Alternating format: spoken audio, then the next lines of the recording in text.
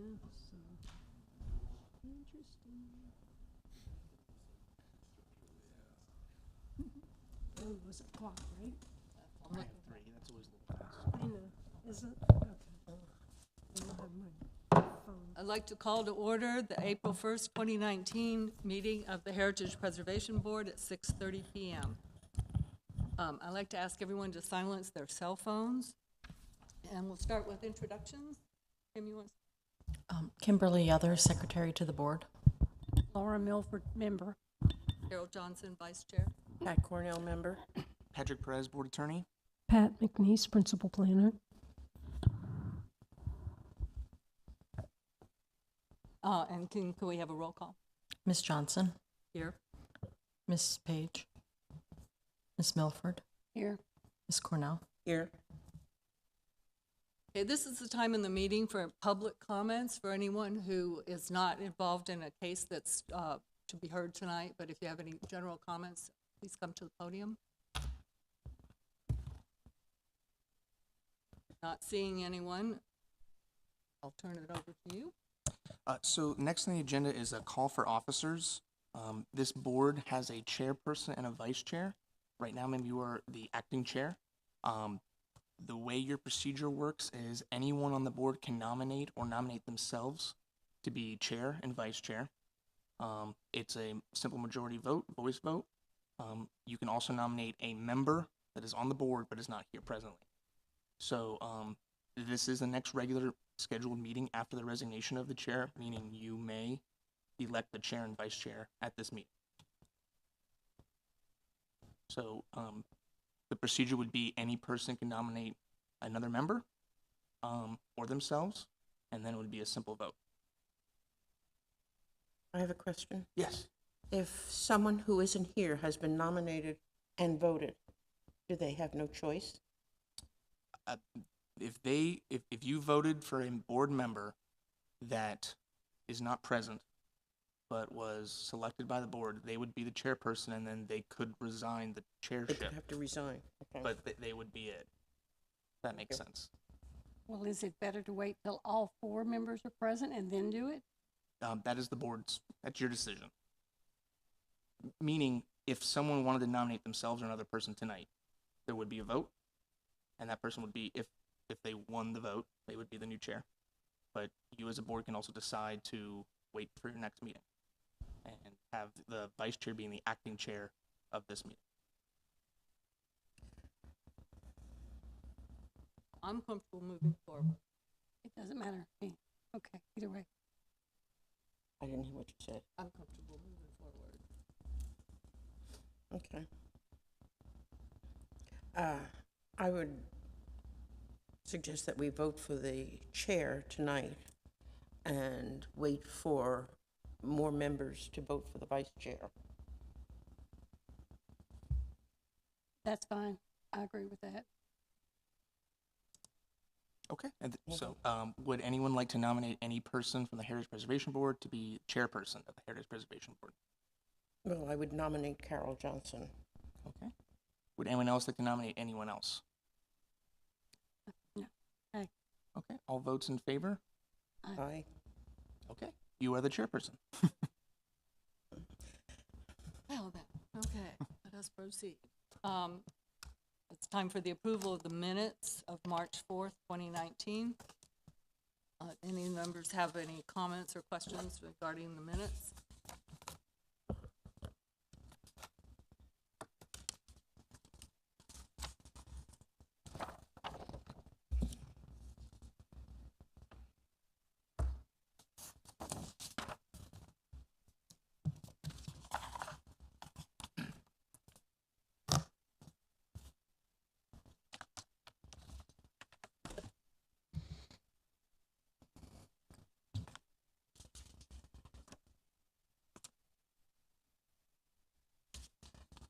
I recommend that the minutes be accepted as read. Second. All in favor? Aye. Roll call. Ms. Cornell, Yes. Ms. Milford, Yes. Ms. Johnson, Yes.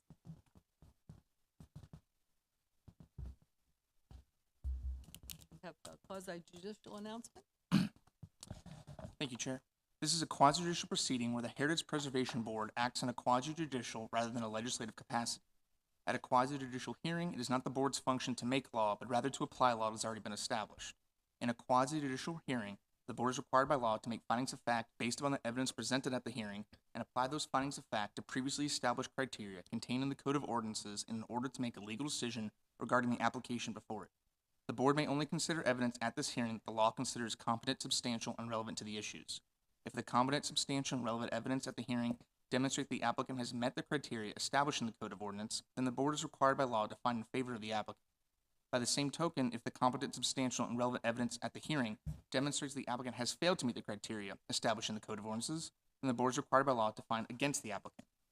Are any members of the board wishing to disclose any ex parte communication or conflicts of interest tonight? I would like to say that I am a neighbor of one of the applicants, that I have no financial gain to be had by their application. And are you able to vote in your good conscience tonight on the item? Yes. Great, okay. That is not an ex parte communication or conflict of interest. Are there any other members wishing to disclose any ex parte communication or conflicts of interest tonight? Well, I'll just disclose that I also know one of the applicants. Yeah. Okay. All members wishing to speak tonight, they could please stand and raise their right hand to be sworn in. Do you swear or affirm the testimony you're about to give is the truth, the whole truth, and nothing but the truth? So sworn. Okay, the first application tonight is application 90-20, 405 West Lemon Street, construction of a new covered porch on a contributing structure. Staff report. And this is application 1920, Mr. Bill Sprecher. And Mr. Sprecher expressed to me earlier today that he may ask for a continuance, so maybe we could hear from him first, and then if we want to proceed, we can go through the staff report. Okay, Mr. Sprecher, would you come to the podium, state your name and address?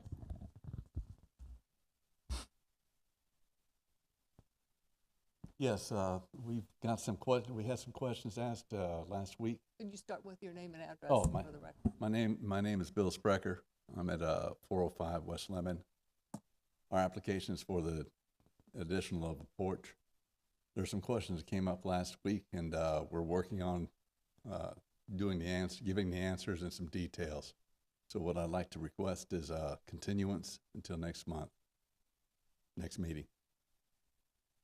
So do we need a motion? You don't need a motion. You can just, by consensus, agree that it'll be continued to the next meeting. I agree. I agree. Yeah, at the request of the applicant.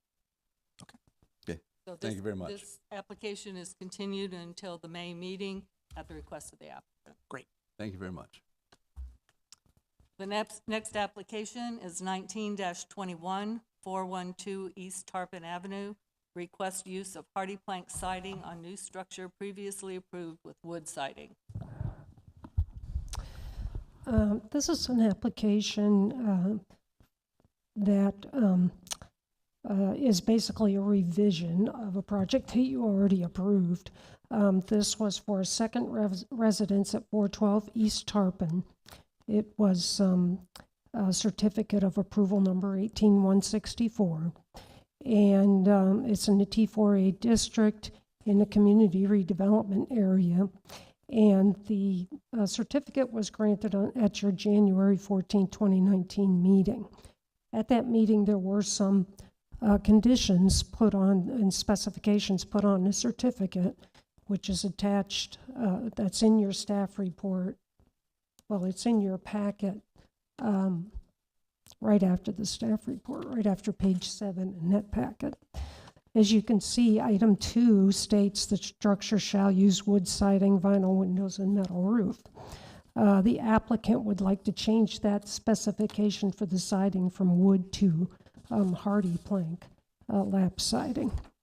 This is new construction. The structure's appearance will remain the same as shown on the approved plan set, which is the same plan set that you reviewed at that January meeting.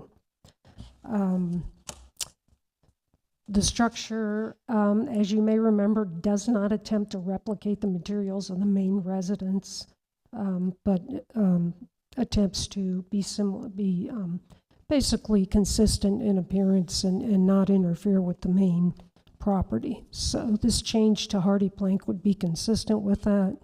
Again, the project appears to comply with the land development code. The applicant will have to apply for a conditional use for this project, so he is working on that. And staff recommends approval of this application to change the siding material specified on the certificate of approval 18164 from wood siding to hardy plank siding. Are there any questions? We hear from the applicant. So, Chair, I apologize for interrupting. So the procedure would be if any of the board has any questions for the applicant or the staff first, Oh, okay. and then the applicant would have time, be given the time to talk. No, my only question would be to the applicant. Would you please speak into your mic so I can hear what you're saying? Okay, if the applicant would please state his name and address for the record? My name is Mark Wood, and it's 412 East Tarpon Avenue.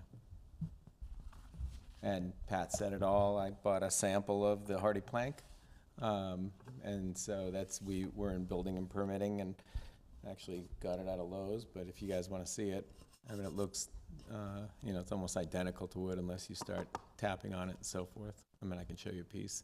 It's an FL number. It's all approved, 13192. So it's. It'll look very nice, and it's going to last a lot longer. Why are you changing it from the wood to the hardy plank?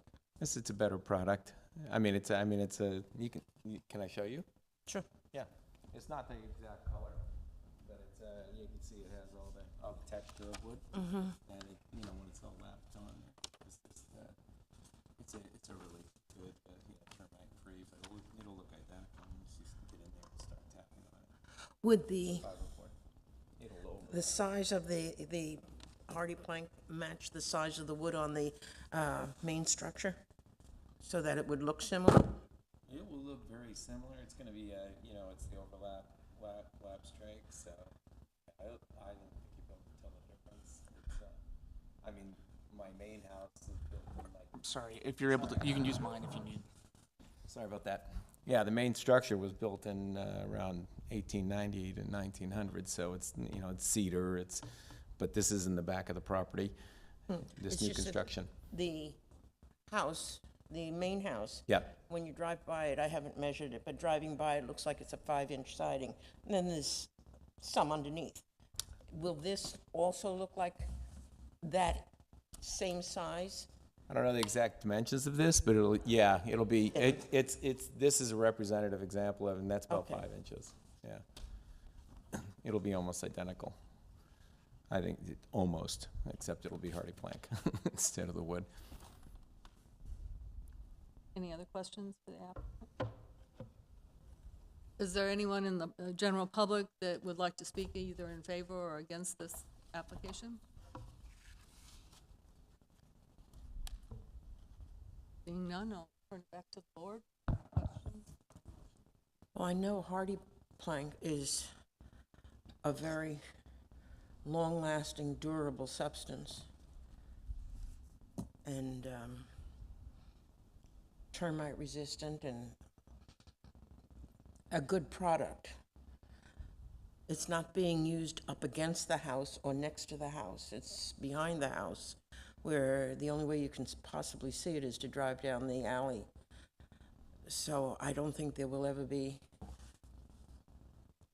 a comparison. No.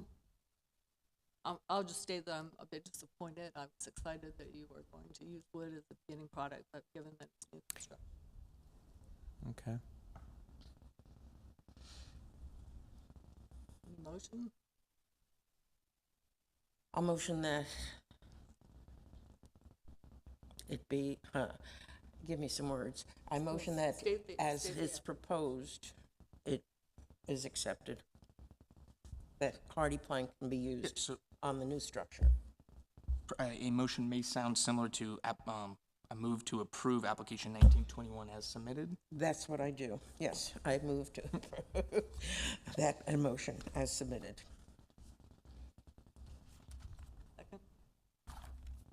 I'll second it. Ms. Cornell, Yes. Ms. Milford, Yes. Ms. Johnson. Yes. Okay, Thank you. motion is approved. Thank you very much. You said you were in the permitting process. Can you forward that? Any staff comments? Yes, I just wanted to give you a quick update. I talked with Tim Konepke up at Department of State, and just a little bit of an update. Our grant for the revision of the design guidelines, and I misspoke last meeting, it's for $50,000 total. That is waiting for the state budget to be signed. Good news is it's in everybody's budget, the governor, House, and Senate. So the full program is funded in all of those budgets. So he's looking at a month and a half before he can send us the grant agreement. So it's on track to move forward. Board comments? Well, I have. Given that we're a relatively young board in terms of our time on the board, is there any opportunity for training that could be provided for us? I would say definitely yes. I will look into that and report back to you. I myself am going to be attending training, which I need to. At the end of April, the certified local government training over in D-Land. So, but I think there is board training available. I will certainly get with the Department of State and see what's available, and also locally, maybe with APA, and see if we can line something up and run some options by you and see Well, I what's think that'd be great. available. I do Okay. too. Really Me too. improve the And, quality. and will that also include what we talked about last time, some more guidelines on what's acceptable and not acceptable during that training period as well? Well, I just know from the city attorney's office that I know there's been talk about doing public records and sunshine law training, Yes. which is very important. Mhm. And I think the goal is to try to get it so as many board members from different boards can go. But I'll definitely bring that up to the city attorney. Thank you. Comments from the board? Well, seeing none, I'll adjourn this meeting at 6:47. I think that was the